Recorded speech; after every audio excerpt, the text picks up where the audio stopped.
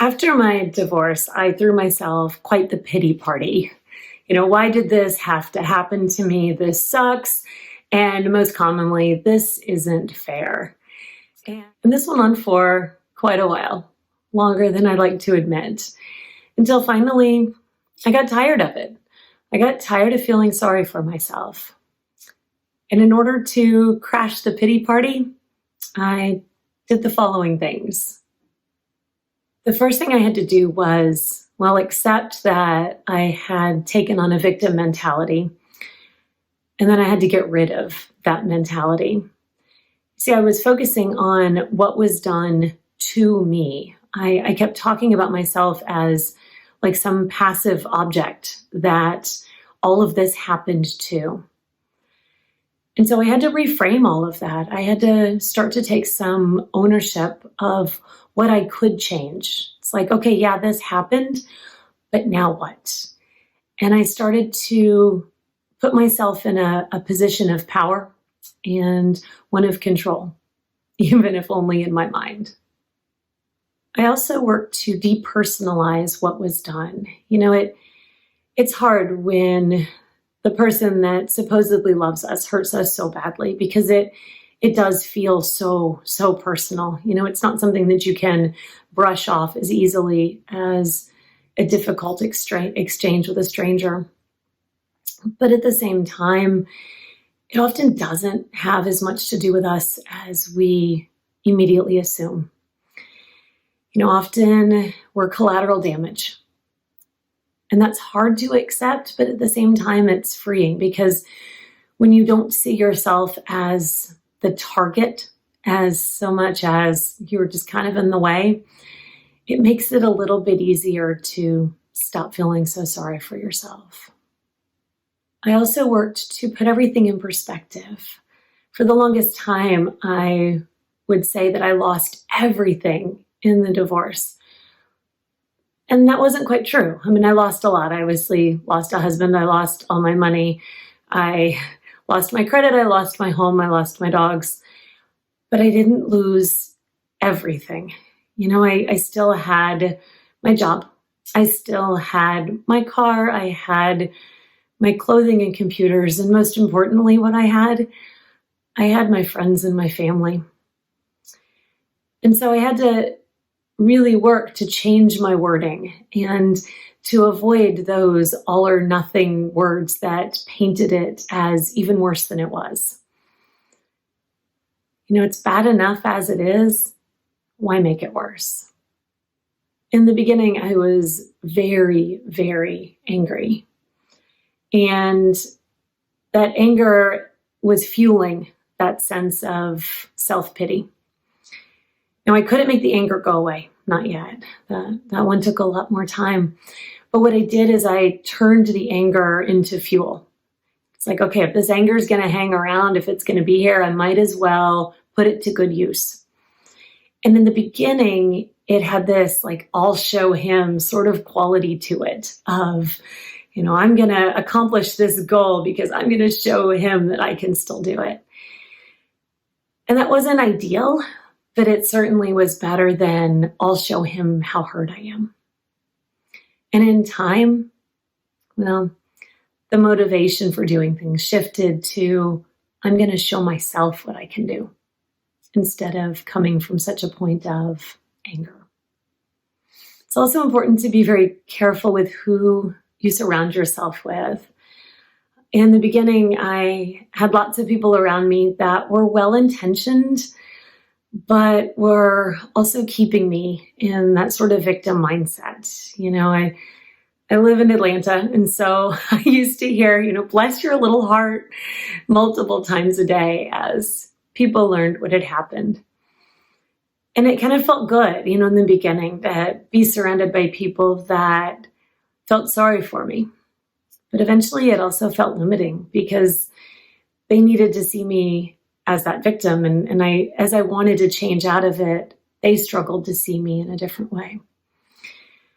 And so I started to find myself drawn to people that were a little bit different, that challenged me, that acknowledged the hurt, acknowledged the pain, but also had a little bit of, drill sergeant in them of, I'm going to challenge you to do better. I'm going to challenge you to move forward.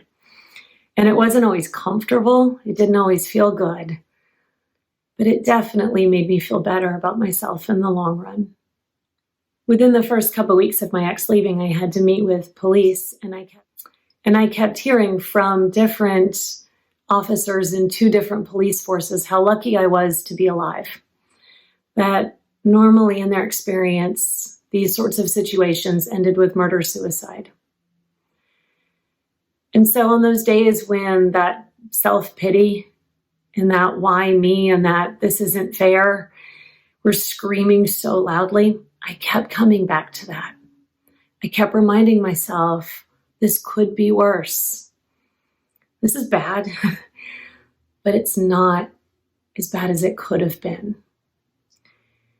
And that helped in those early dark days give me some gratitude for what I did have.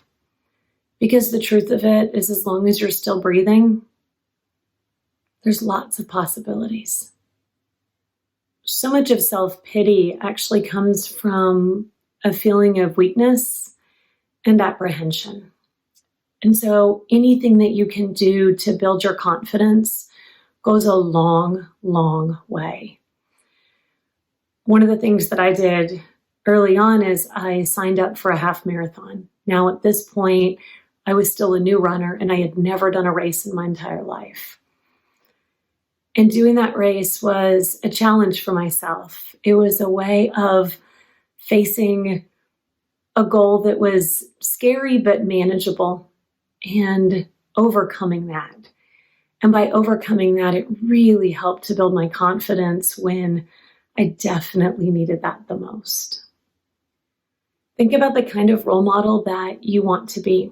For those of you that are parents, remember that you are teaching your children how to face difficult times.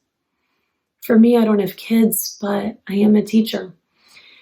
And so when I was in the midst of that self-pity, I kind of had an epiphany one day as I was having a conversation with one of my 8th grade students, and I was helping her get through something.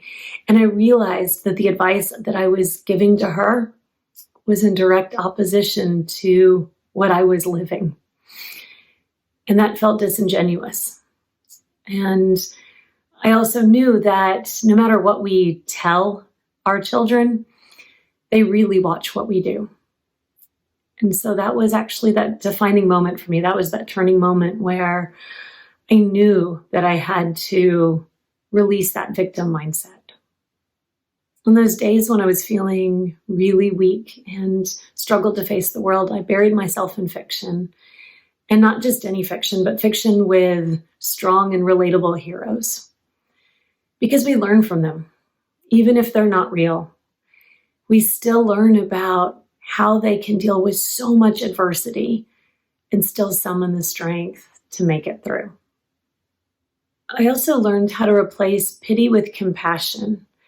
In the beginning, I felt like if I didn't have self-pity, that I was somehow denying the magnitude of what had happened.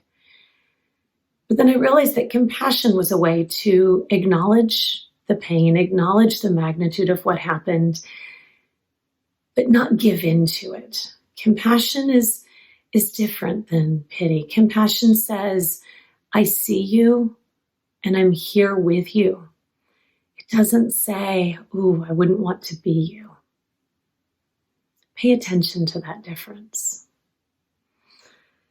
And then finally, when it comes to feeling sorry for yourself after divorce, there's going to be a little bit of fake it till you make it. Because let's be honest, it's hard. It's so hard, especially when you have those intact families thrown into your face or those reminders that pop up and you're so aware of what you could have, what you should have, and what you don't have. But this is one of those times when you can straighten up, you can put that smile on your face and say, okay, this is what I'm dealing with. This is the reality. I'm going to make the best of it. The pity party is over. time to get out.